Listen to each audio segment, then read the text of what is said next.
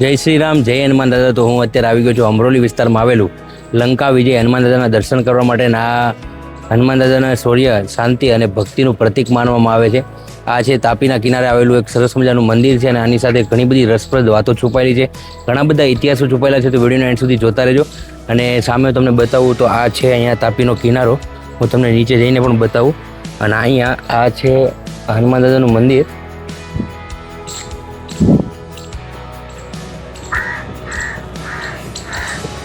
સામેની સાઈડ જોઈ શકો છો, એ છે અમરોલીનો આ બ્રિજ છે અને ત્યાંથી પણ આગળની સાઈડ આવવાનો રસ્તો છે, પણ ત્યાંથી કોઈ પણ વાહન લઈને આવો છો તો ત્યાં પાર્ક કરવાની કોઈ પણ સુવિધા નથી. અને એની એક્ઝેક્ટ પાછળની સાઈડથી આ એક રસ્તો નીકળે છે, જ્યાંથી તમે અંદરની સાઈડ આવી શકો છો. આ જો અત્યારે અંદરની સાઈડ આવી શકો છો ને આ છે પાછળનો. અહીંયા ગાડી પાર્કિંગની સરસ મજાની વ્યવસ્થા પણ છે. અને આ સાઈડ લંકા વિજય હનુમાન દાદાના ટ્રસ્ટની અહીંયા ગૌશાળા છે અને સામે પણ કામધેનુ ગૌશાળા છે.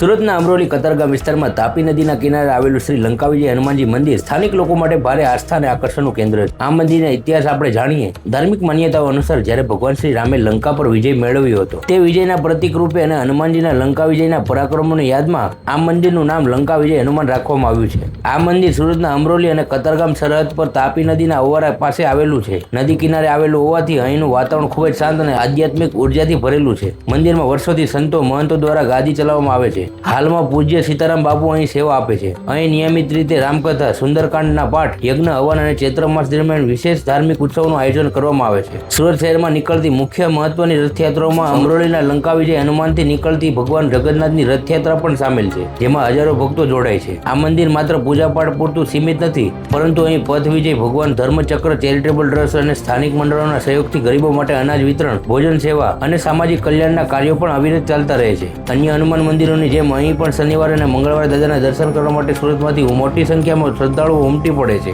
આ સ્થાન વર્ષો જૂનું છે. શરૂઆતમાં અહીં નદી કિનારે માત્ર એક નાની મઢી અથવા ઓટો હતો, જ્યાં સાધુ સંતો આવીને તાપી નદીના શાંત વાતાવરણમાં તપસ્યા કરતા હતા. સમય જતા ભક્તોની આસ્થા વધતા અહીં ભવ્ય મંદિર અને આશ્રમનું નિર્માણ થયું. આ આશ્રમ સાથે જાણીતા સંતોના નામ જોડાયેલા છે. પૂજ્ય સીતારામ દાસજી મહારાજ, સીતારામ બાપુના આ સાનિધ્યમાં આ સ્થાને ધાર્મિક અને સામાજિક ક્રાંતિ આવી છે. સંતોના પ્રભાવને કારણે જ આ જગ્યા માત્ર ભક્તિનું નહીં પણ સંસ્કારનું કેન્દ્ર બની છે.